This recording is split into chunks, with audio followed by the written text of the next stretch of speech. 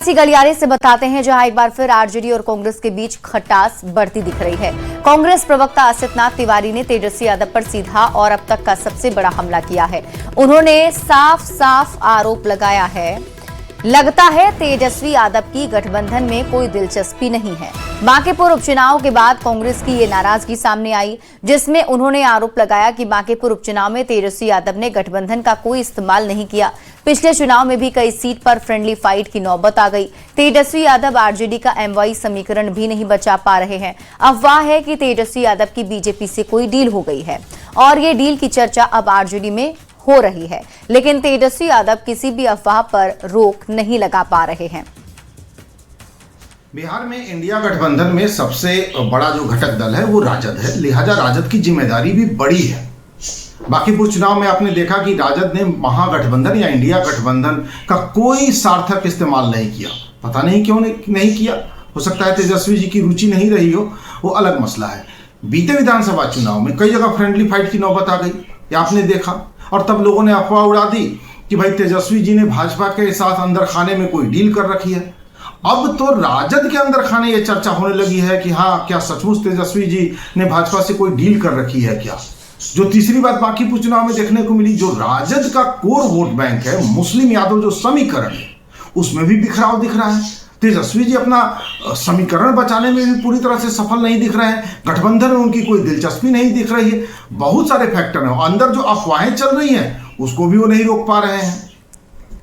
तेजस्वी यादव पर जिस अंदाज में कांग्रेस प्रवक्ता असितनाथ तिवारी ने हमला किया है, उसको लेकर बिहार का सियासी पारा चढ़ गया है। आरजेडी ने पूछा कि कांग्रेस की तरफ से इस तरह के बयान किसके इशारे पर आ रहे हैं, तो एनडीए नेताओं ने एक सुर में आरजेडी कांग्रेस के रिश्ते पर ही सवाल उठाए हैं। क्या ऐसा बयान किसके कहने पर या किसके इशारे पर दिया जा रहा है? क्योंकि इंडिया महागठबंधन के नेतृत्वकर्ता तेजस्वी प्रसाद यादव जी लालू जी की तरह अपने विचारों और संकल्पों के साथ भारतीय जनता पार्टी के खिलाफ सामने से खड़े होकर के न सिर्फ संघर्ष और आंदोलन करने का काम किया, बल्कि ये बताने का काम किया कि चाहे सत्ता आए या जाए, लेकिन किसी भी स्तर पर सांप्रदायिक शक्तियों से, भारतीय जनता पार्टी से समझौता नहीं किया जाएगा। इंडी अलायंस नाम का कोई गठबंधन नहीं है। जब से हमारे नेता आदरणीय नीतीश कुमार जी उस गठबंधन को छोड़ा है, तब से ये बिखराव में बदल गया है। बांकीपुर विधानसभा चुनाव में ये साफ उदाहरण दिखता हुआ नजर आया कि तेजस्वी यादव। इधर बीजेपी नेता नीरज कुमार शर्मा ने कांग्रेस पर जोरदार हमला किया है। नीरज कुमार ने कहा है कि बांकीपुर उपचुनाव में जब करारी हार हो रही है, तब कांग्रेस को समझ में आया कि उसे कोई पूछ नहीं रहा। उन्होंने कांग्रेस से पूछा है कि बिहार में उसकी वजूद क्या है, वो तो ऐसे ही आरजेडी की पिछलग्गू बनी रही है।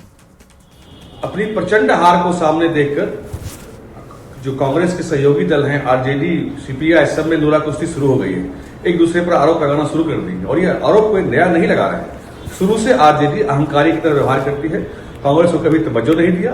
क्या कांग्रेस पार्टी को आज दिखाई दे रहा है सामने, जब प्रचंड हार दिखाई दे रही है, भाजपा प्रत्याशी नीरज सिन्हा की प्रचंड जीत दिखाई दे रही है, तब उन्हें समझ में आ रहा है कि आरजेडी ने चुनाव में कोई सहयोग नहीं लिया, कोई राय मशवरा नहीं किया। अरे कब आपने पूछा? आप तो कांग्रेस की, आरजेडी की पिछलग्गू बने घूम ही रहे हैं। आपकी बिहार में हैसियत क्या है कि आरजेडी आपको पूछेगी?